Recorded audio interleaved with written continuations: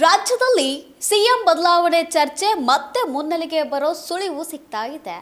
ಈ ಮಧ್ಯೆ ಚುನಾವಣೆ ಪ್ರಚಾರ ಅನ್ನೋ ನೆಪದಲ್ಲಿ ನೆನಪು ಹೋಗಿತ್ತು ಸಿಎಂ ಚರ್ಚೆ.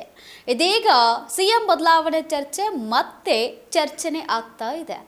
ದಾವಣಗೆರೆ ಉಪಚುನಾವಣೆ ಬೆಳವಣಿಗೆಗಳ ಬಳಿಕ ಕರ್ನಾಟಕ ಕಾಂಗ್ರೆಸ್ನಲ್ಲಿ ಆಂತರಿಕ ಅಸಮಾಧಾನ ಮತ್ತೆ ಭುಗಿಲೆದ್ದಿದೆ. ಪಕ್ಷದಲ್ಲಿ ನಡೆಯುತ್ತಿರುವ ಏಕಪಕ್ಷೀಯ ನಿರ್ಧಾರಗಳು ಮತ್ತು ಮುಖ್ಯಮಂತ್ರಿ ಸಿದ್ದರಾಮಯ್ಯ ಅವರ ಮೌನದ ಬಗ್ಗೆ ಅವರ ಆಪ್ತ ಸಚಿವರು ಸಭೆಯನ್ನ ನಡೆಸಿ ಚರ್ಚೆ ಮಾಡಿದ್ದಾರೆ. ಈ ಒಂದು ಸಭೆಯಲ್ಲಿ ಅನೇಕ ಸಚಿವರು ಭಾಗವಹಿಸಿದ್ರು.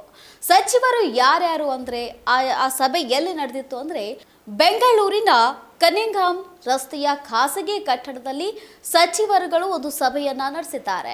ಈ ಸಭೆಯಲ್ಲಿ ಯಾರ್ಯಾರು ಭಾಗಿಯಾಗಿದ್ರು ಅಂದ್ರೆ ಭೈರತಿ ಸುರೇಶ್, ಡಾಕ್ಟರ್ ಜಿ ಪರಮೇಶ್ವರ್, ಮಹದೇವಪ್ಪ, ಸತೀಶ್ ಜಾರಕಿಹೊಳಿ, ಜಮೀರ್ ಅಹಮದ್ ಮತ್ತು ದಿನೇಶ್ ಗುಂಡೂರಾವ್ ಈ ಸಭೆಯಲ್ಲಿ ಪಾಲ್ಗೊಂಡಿದ್ರು.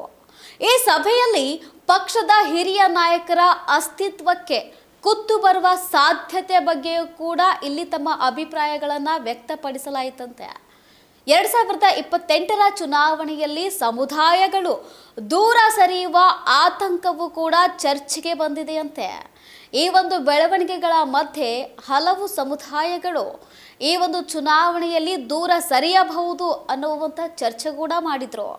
ಈ ಬೆಳವಣಿಗೆಗಳ ನಡುವೆ ಡಿಸಿಎಂ ಡಿಕೆ ಶಿವಕುಮಾರ್ ಮತ್ತು ಡಿಕೆ ಸುರೇಶ್ ದೆಹಲಿಗೆ ತೆರಳಿದ್ದು ತೀವ್ರ ಚರ್ಚೆಗೆ ಕಾರಣವಾಗಿದೆ.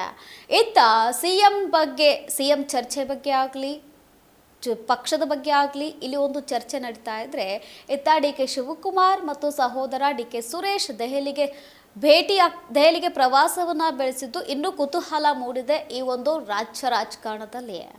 ಇನ್ನು ಇವರ ಆಪ್ತರ ಸಭೆಯ ಬಗ್ಗೆ ಕೂಡ ಇಲ್ಲಿ ಒಂದು ಪ್ರಶ್ನೆಯನ್ನ ಮಾಡಿದಾಗ, ಒಂದು ಸಭೆ ನಡೆದಿದೆ, ಈ ಸಭೆ ಬಗ್ಗೆ ಏನು ಹೇಳ್ತೀರಾ ಅಂತ ಹೇಳಿ ಡಿ ಕೆ ಶಿವಕುಮಾರ್ ಅವರಿಗೆ ಕೇಳಿದಾಗ ಡಿ ಕೆ ಶಿವಕುಮಾರ್ ಅವರು ಹೇಳಿದ್ದು, ಸಿಎಂ ಆಪ್ತರ ಸಭೆ ಬಗ್ಗೆ ನನಗೆ ಯಾವುದು ಮಾಹಿತಿ ಇಲ್ಲ ಅಂತೇಳಿ ಪ್ರತಿಕ್ರಿಯಿಸಿದ್ದಾರೆ.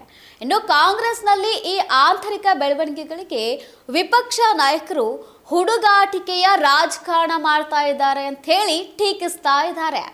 3-4 ತಿಂಗಳಲ್ಲಿ ಸ್ಫೋಟಕ ಬೆಳವಣಿಗೆಗಳು ಕೂಡ ಆಗಲಿವೆ. ರಾಜ್ಯ ರಾಜಕಾರಣದಲ್ಲಿ ಸಾಕಷ್ಟು ಬದಲಾವಣೆ ಆಗಲಿದೆ ಎಂದು ಭವಿಷ್ಯವನ್ನ ನುಡಿದಿದ್ದಾರೆ.